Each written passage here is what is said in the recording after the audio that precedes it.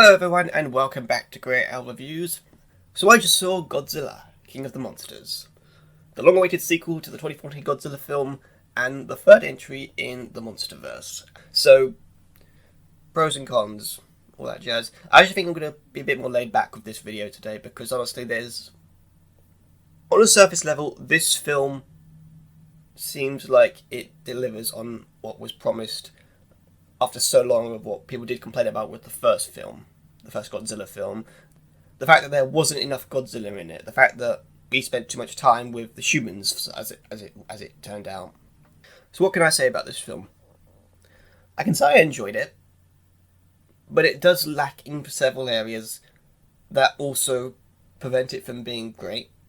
So getting onto this one with the cons. Off the bat, the human storyline is very lackluster. I say lackluster, but it's more just disappointing because it's very, I want to say basic.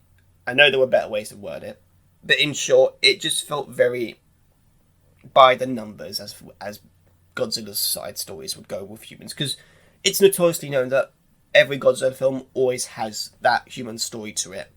And it's meant to, because that's what connects the audience. It's what brings us in and makes us empathise with these characters. And again, speaking as someone who doesn't know every Godzilla film, I can't say if they were better than this. But I can say with this one at least, it feels very by the numbers with how it is executed. The best way I can give this as an example is that you don't feel any deeper connection with these characters.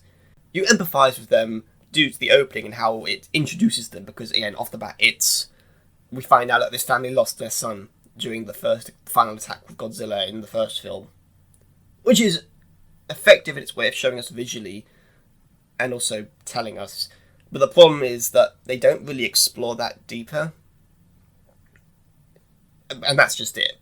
After that scene, we're expected to care about them and their actions that happen in the film. A lot of the potential richer character moments that we could have gotten between, like, say, the father and Millie Bobby Brown's character, his daughter, or his wife, or even some of the other side characters, it just feels like it's brushed aside so that the plot can continue and we can get to the monster fights. I mean, I can say this off now. I've seen the movie twice. I cannot remember any of their character names except for Shiozawa. And that's only because he was in the first one, and he was very interesting. And they continue that with this one. But in terms of the main player characters that we're meant to be going for and rooting for and wanting to say, yeah, I want to be like them, they're just they're not bad. They're not bad role models like the potential that Captain Marvel has and how that turned out. But it just feels very by the numbers when what the first one did. Because with the first Godzilla film, you really got gripped with the characters, especially with Bryan Cranston's character Joe, because you follow him as the story progresses, and the monster stuff comes later as the story naturally develops. That's why I think, God damn it, his name's escaping me, but the director who made the first Godzilla film, he went on to make Rogue One, he understood how to build things up.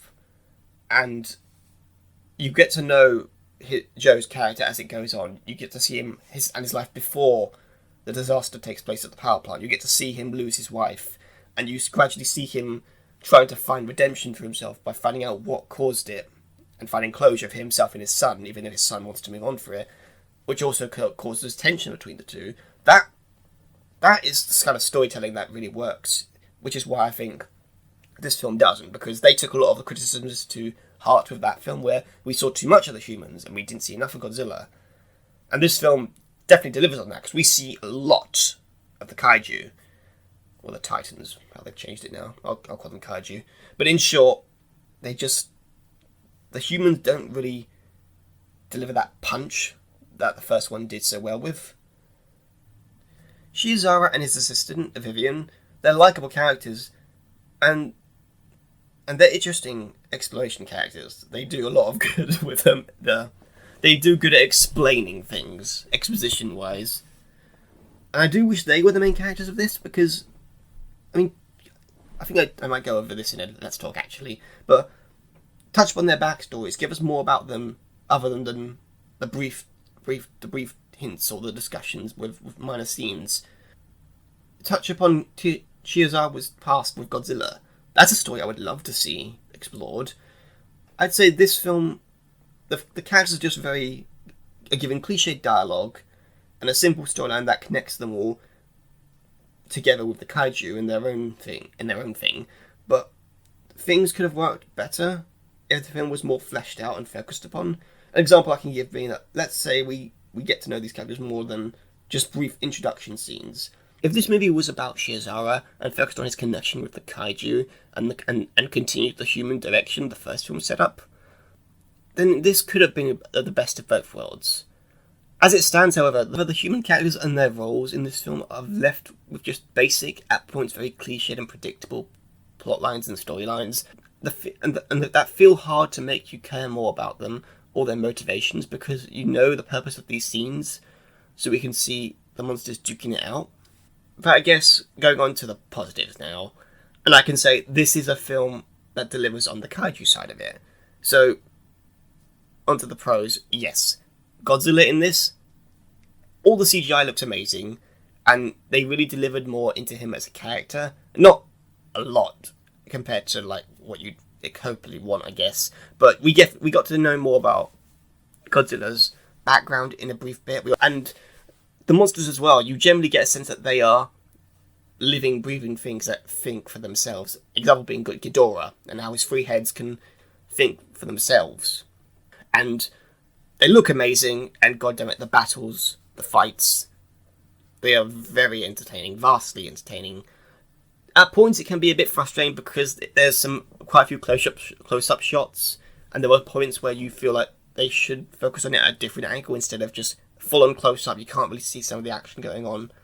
But this film is definitely a drawing for the monster fight. I guess if you loved Pacific Rim, maybe, or any other kaiju film out there which is reliant on the monster fight aspect of it, I think this is a film that you will definitely enjoy. And that's really all I have to say, really. There's nothing too overtly big to talk about this movie. And this is only just speaking as a casual fan. I think this film delivers on what people wanted out of the first film, but in doing so, it takes away some of the potentials that this film could have had. And which is fair, because, again, the first film wasn't perfect either. Again, the fact that they kill off Bryan Cranston, that negates the whole potential they could have done with him and his character.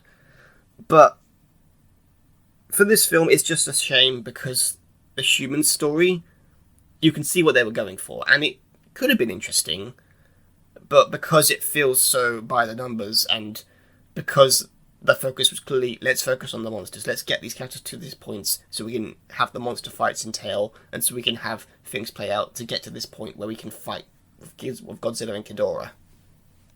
Overall, for a Godzilla film, I enjoyed it, and it delivers on what a Godzilla film should, but it also feels like kind of suffering from the earlier films where the human stories are very meh or forgettable sometimes.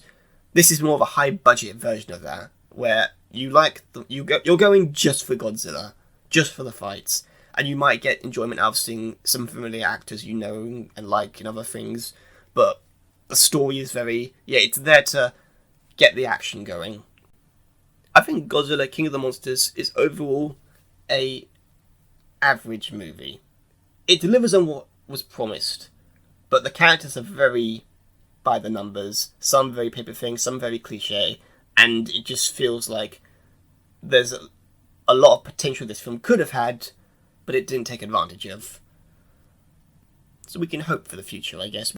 We've got Godzilla vs. Kong next year, so who knows, maybe that film will be able to work on what this film couldn't do and make us find deeper connections with these characters. Who knows? We'll see, I guess.